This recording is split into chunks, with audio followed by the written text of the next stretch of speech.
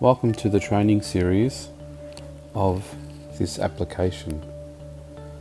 Today we're going to learn how to create an account and sign into an account. As you can see, I have a username or email and a password to sign in. If you haven't created an account, you'll need to do so now.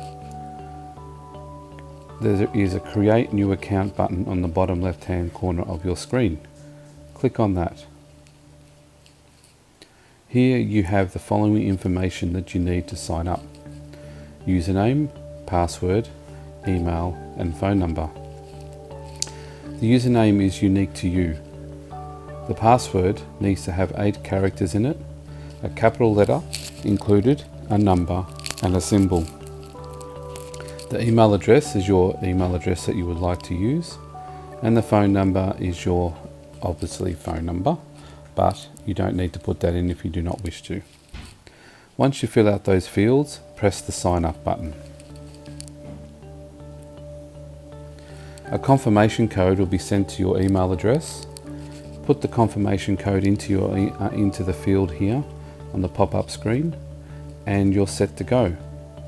Please note, you can use your username or your email address to sign into the account.